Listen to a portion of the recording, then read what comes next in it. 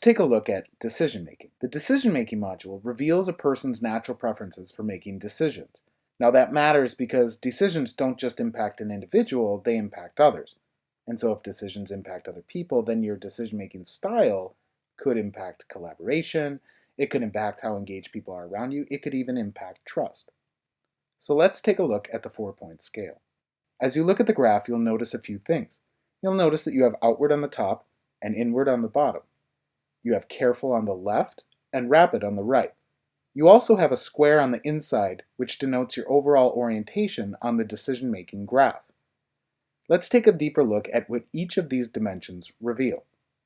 Outward decision makers need to talk through their thinking to gain clarity. They often find out what they think as they speak. They also tend to solve problems as they talk through them with other people. The key to the outward decision maker is that they need this interaction to find out what they think. Now that's very different from the inward decision maker. These kind of decision makers need to silently think things through to gain clarity. They often need the time and space spent alone to come to a decision before they can share it with others. Careful decision makers look at every option, every alternative, and every potential outcome before making a final decision. They want to get things right and will try to account for every risk and opportunity possible. Rapid decision makers are people that pick out the information they think they need in order to make decisions quickly. They prefer this approach because they have an intuitive sense of context and can easily connect the dots. These two things allow them to make decisions that are both reasonable and rapid. All of these points come together to tell a story about your preference when it comes to decision making.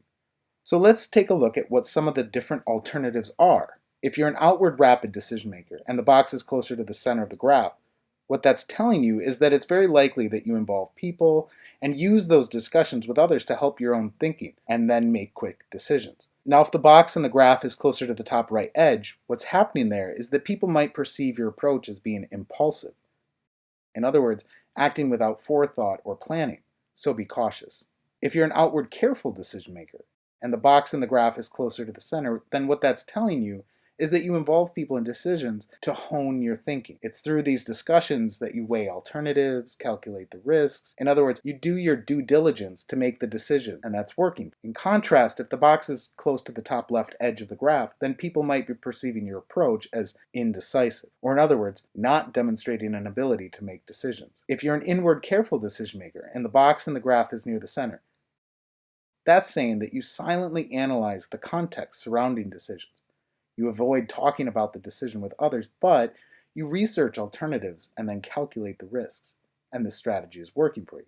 Now, if the box in the graph is close to the bottom left edge, your approach might be perceived as being evasive, which really means avoiding or escaping having to make the decision altogether. Finally, if you're an inward rapid decision maker and the box in the graph is near the center, that means that you silently analyze the situation by selecting a few trusted sources of information to clarify your position. Then move quickly to making the decision, and that works for you. Now, if the box in the graph is closer to the bottom right edge, what that's telling you is that people might perceive your approach as being subversive. In other words, seeking to undermine the actual decision.